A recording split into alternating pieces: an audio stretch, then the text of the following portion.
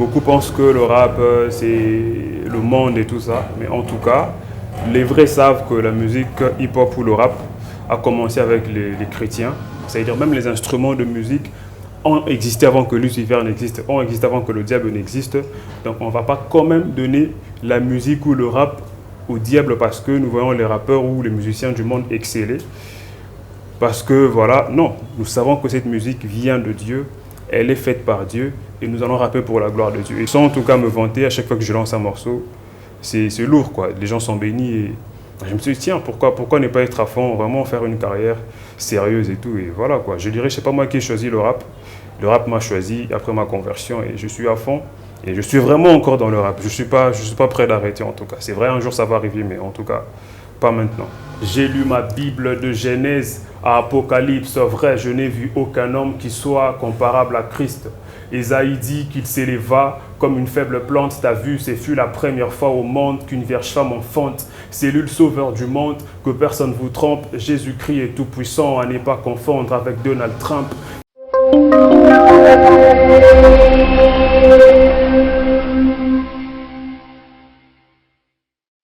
Salutations à vous, chers internautes, très émis de vous retrouver encore en ce numéro hebdomadaire où nous avons dans nos mires un bel homme.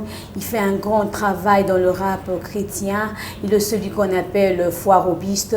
Avec lui, nous allons changer autour d'un thème que j'intitule le rap chrétien. Je m'en vais lui saluer. Bonjour. Bonjour. Comment allez-vous?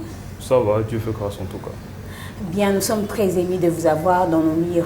Alors, rapidement, parlez-nous un peu de l'historique du rap. C'est quoi le rap? Ça a commencé quand et avec qui et où? Bon, le rap, c'est une musique comme toutes les autres. Et il a commencé en 1940 avec un groupe chrétien, ce que beaucoup d'ailleurs ignorent. Beaucoup pensent que le rap, c'est le monde et tout ça. Mais en tout cas, les vrais savent que la musique hip-hop ou le rap a commencé avec les chrétiens. Et il y a Claude Gray qui est le conservateur en chef du musée universel du hip-hop, qui est basé aux États-Unis, à New York, reconnaît une fois dans une interview que le rap à la base, c'est une musique chrétienne. Il a commencé avec un groupe chrétien en 1940 et il y a aussi trois pionniers qui sont considérés comme trois DJ qui sont considérés comme des pionniers de cette musique. Il y a Grandmaster Flash, il y a Afrika Bambaataa, il y a Kool Herc. Une fois dans une interview dans Hip Hop Evolution, c'est une émission qui est même passée sur Netflix, on l'a interviewé sur l'époque où le rap a commencé. Ils ont dit que le rap a commencé bien avant qu'eux existent, bien que ce sont eux les pionniers, mais eux reconnaissent que le rap existait bien avant qu'eux existent. Alors, ils ont dit que c'était un groupe chrétien. On appelait ça à l'époque des jubilaires, si je ne me trompe pas, mais je crois que c'est les jubilaires. Ce groupe-là existait bien avant que... et voilà, c'est ce que j'ai de dire. Pouvez-vous nous prouver, à la lumière de la parole, que le rap est biblique? Le rap, c'est une musique, comme je disais tantôt, comme toutes les autres. C'est une musique à la base et nous savons tous que Dieu a créé la musique. Et si vous lisez la Bible dans Jean 1,3, la Bible dit « Toute chose a été créée par elle et rien de ce qui a été créé n'a été créé sans elle. » Donc tout ce que nous voyons sur terre a comme source Dieu. Donc la musique aussi, le rap aussi. Et si vous lisez encore la Bible dans Ézéchiel 28,13, la Bible dit « Les tambourins, les luttes t'ont précédé le jour de ta création. » C'est-à-dire même les instruments de musique ont existé avant que Lucifer n'existe, ont existé avant que le diable n'existe. Donc on ne va pas quand même donner la musique ou le rap au diable parce que nous voyons les rappeurs ou les musiciens du monde exceller. Parce que voilà, non, nous savons que cette musique vient de Dieu, elle est faite par Dieu et nous allons rapper pour la gloire de Dieu. Et tout dépend aussi du but que nous visons derrière la musique. Si c'est pour Dieu qu'on le fait, alors gloire à Dieu, c'est bien comme ça. Quelle est la démarcation qu'il y a entre le rap chrétien et le rap du monde? C'est Christ, c'est que nous brandissons Christ, nous prêchons la parole de Dieu à travers la musique, nous édifions les vies sont bénies à travers cette musique. Donc C'est la seule grande différence, en tout cas, entre cette musique et la nôtre. Parce que si vous voyez le fond, si tu écoutes sans parole, une musique du monde et une musique chrétienne, de rap, tu sens qu'il n'y a vraiment pas grand-chose. On utilise les mêmes programmes, Cubase, Nuendo et tout. Ce sont les mêmes logiciels que nous utilisons pour programmer les musiques. Ça, en tout cas, ce n'est pas un problème. Mais le fond qui compte, l'esprit qui accompagne la musique, et c'est ce qui est le plus important. Et nous brandissons Christ, nous évangélisons, nous parlons de Dieu, de la mort, de la résurrection de Christ. Je dirais que c'est ça qui démarque le rappeur du monde et le rappeur profane. En quoi le rap se diffère du Smurf? Le Smurf, je dirais, est un enfant du rap ou du hip-hop. Parce que s'il n'y avait pas de rap, on ne parlerait pas de Smurf. Parce que si on Smurf, c'est parce qu'il y a le rap d'abord. Parce que c'est sur cette musique qu'on danse ou qu'on Smurf. Et ce n'est pas d'ailleurs là, parce que le Smurf, c'est un danse et ce n'est pas la seule danse qui existe dans les hip-hop. Il y a le break, il y a le doogie, comme on dit, il y a le Smurf aussi. Donc, ce sont des ramifications de la chaîne mère, au fait, qui est le hip-hop. Ce sont des branches, au fait, du hip-hop en général. Pourquoi avez-vous choisi de faire du rap? Est-ce pour le succès, pour être connu? Je ne sais pas moi pourquoi. Avant, quand j'étais dans le monde, je voulais rapper. Je sentais que j'avais la chose. J'écrivais des textes que les gens appréciaient. Et je me suis dit, pourquoi pas une carrière de rap aussi, ça va le faire. Alors j'ai commencé, et en ce temps-là aussi, mon groupe était parmi ceux qui avaient quand même le succès dans les écoles, et tous ceux qui savent, à l'époque, on avait fait sec, on avait des booms un peu partout. Alors mon groupe était la SES Musique. Et en ce temps-là, on va dire 2011, 12, 13, ceux qui connaissaient SES Musique peuvent comprendre de quoi je suis en train de parler. En tout cas, on avait pas mal de succès en ce temps-là dans les écoles et tout. Alors après, quand je me suis converti, j'avais arrêté avec le rap. Je m'étais dit, c'est bon, c'est vrai, je suis chrétien, mais est-ce que je suis obligé de faire le rap? Non, j'arrête tout. Et je me suis concentré sur autre chose, parce qu'il n'y a pas que le rap dans ma vie, je suis dans pas mal de choses aussi. Alors j'étais dans autre chose. Mais après 1 an de ma conversion, je sentais que la conviction de rapper montait dans mon cœur et tout. Alors je me suis dit, ok, c'est bon, je pourrais faire mon comeback dans la chose. Et j'ai prié Dieu, j'ai été convaincu. Et c'est comme ça que j'ai commencé à envoyer des morceaux que les gens ils apprécient, parce que sans en tout cas me vanter, à chaque fois que je lance un morceau, c'est lourd quoi. Les gens sont bénis et je me suis dit tiens, pourquoi ne pas être à fond, vraiment faire une carrière sérieuse et tout. Et voilà quoi. Je dirais, c'est pas moi qui ai choisi le rap. Le rap m'a choisi après ma conversion et je suis à fond. Et je suis vraiment encore dans le rap. Je suis pas prêt d'arrêter en tout cas. C'est vrai, un jour ça va arriver, mais en tout cas, pas maintenant. Et qui est votre modèle dans le rap? J'aime la bonne musique. J'écoute pas mal de rappeurs, surtout local. Ceux qui sont ici, au niveau local, en tout cas, j'écoute pas mal de rappeurs, mais en tout cas, j'ai pas de modèle. J'apprécie ce qu'ils font bien.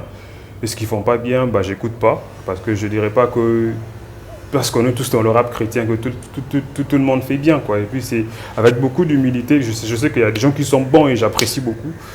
Mais ce n'est pas forcément mes modèles. Il y a des gens qui font aussi pas trop bien, que je dis, gars, tu vois ça, peut-être tu devais faire ça, ça, ça. Parce que je suis quand même aussi un peu le guide de beaucoup de petits qui sont dans la chose et qui viennent se confier. Écoute, j'ai sorti un son avant que je lance officiellement, est-ce que tu peux corriger ça? Et je fais ça de temps en temps. Et voilà quoi, j'ai vraiment pas de modèle, mais quand même, j'écoute le rap de mes frères et je suis béni par ceux qui font du bien en tout cas. Étant un rappeur chrétien, vous avez une corrélation avec le rappeur mondain? Ouais, ça peut choquer beaucoup de gens, mais en tout cas, j'ai pas mal de mes potes qui sont encore de l'autre côté. Et ça reste mes amis, ce ne sont pas mes ennemis. Nous étions dans un même groupe, une partie s'est convertie, une autre partie est restée, ça reste mes potes. Ils envoient des chansons, ah gars écoute un peu, j'écoute pas, je donne pas d'avis, je dis arrêtez, convertissez-vous, faites le rap chrétien, les gens vont être bénis. Mais en tout cas, ce ne sont pas mes ennemis, j'écoute des rappeurs aussi. Et dans le christianisme aussi, il y a des rappeurs aussi que j'écoute aussi. Et voilà quoi. Pour les mêmes buts, mais en tout cas, je n'ai pas des relations genre on traîne ensemble, on fait des bails ensemble, non. Mais quand même, ce sont des potes à moi et je leur parle de Christ. Et même ceux qui sont, entre guillemets, connus ici, ce sont des potes avec qui j'ai fait pas mal de sons, à qui je parle de Christ tout le temps, et qui ont envie d'abandonner, mais seulement ils sont attirés par, entre guillemets, le petit succès qu'ils ont eu dans le monde. Mais en tout cas, on parle bien, on est tranquille. Hein. On ne traîne pas ensemble, mais on est très très bien. On parle très très bien en tout cas. Ne pensez-vous pas que le Seigneur est contre? Parce que la Bible dit sortez du milieu d'eux. Non, mais c'est au fait, c'est que les Sadducéens ont dit à Christ, bah voilà, ils traînent avec les personnes de mauvaise vie. Qu'est-ce que Christ leur a dit? Ce n'est pas ceux qui sont en bonne santé qui ont besoin d'un médecin, ce sont les malades. Et je crois que je porte Christ en moi. Le problème est qu'en fait, les gens sont facilement influencés par... Pourquoi c'est seulement nous qui devons être influencés par le diable? Pourquoi ce n'est pas nous qui influençons ceux qui sont entre guillemets dans le diable?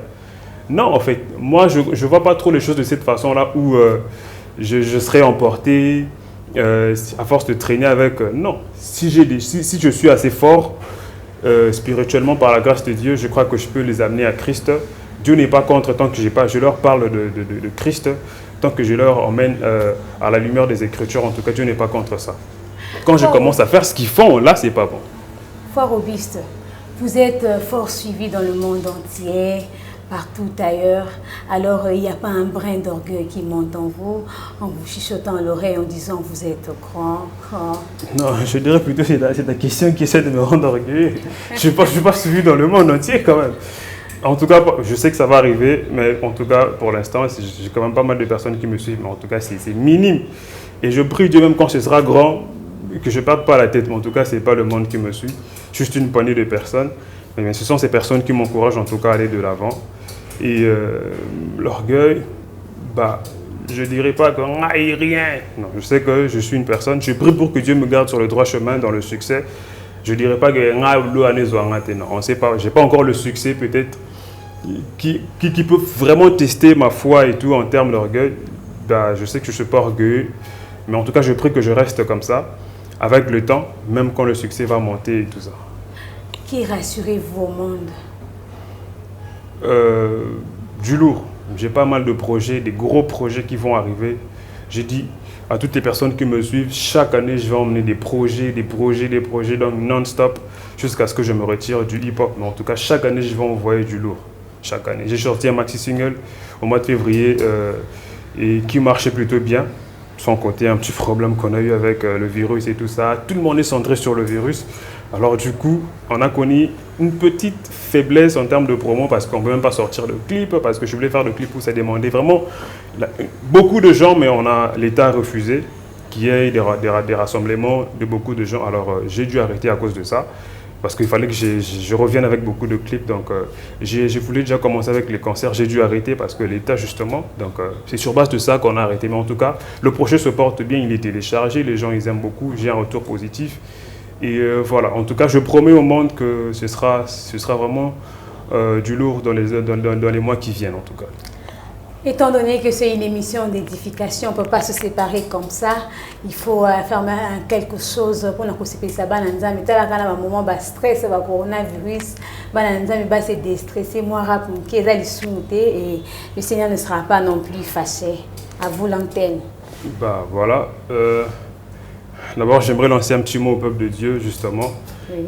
Bah, je sais que nous traversons une période assez compliquée. Beaucoup de choses deviennent statiques en ce moment. Mais en tout cas, ne perdez pas confiance. Christ est avec nous. C'est le plus important. Et restez serein. Il sait ce qui se passe. Le monde est secoué, mais lui n'est pas secoué. Et voilà. Alors, je vais faire un petit truc. C'est une des chansons qui figure dans mon maxi-single que j'ai sorti au mois de février. Alors, écoutez ça. J'ai lu ma Bible de Genèse à Apocalypse, vrai, je n'ai vu aucun homme qui soit comparable à Christ. Ésaïe dit qu'il s'éleva comme une faible plante. Ta vue, ce fut la première fois au monde qu'une vierge femme enfante. C'est lui le sauveur du monde, que personne ne vous trompe. Jésus-Christ est tout puissant, à ne pas confondre avec Donald Trump, le prince de paix, le narcisse de Saron. Il est celui qui a fait de Moïse Dieu devant Pharaon. Ce n'est plus moi qui vis, il a enlevé mon ego. Il a délivré de la fournaise Meshach, Shadrach et Abednego. Louons-le avec des chants et des cris. Et si mes lyrics ont des bras, c'est pour élever le nom de Jésus-Christ. Voilà. Waouh, c'est par là que nous mettons fin à ces numéros d'édification. N'est-ce pas si intéressant et édifiant? Nous vous disons un grand merci de nous avoir suivis et nous disons également merci à Frère Auguste d'avoir répondu présent à notre invitation.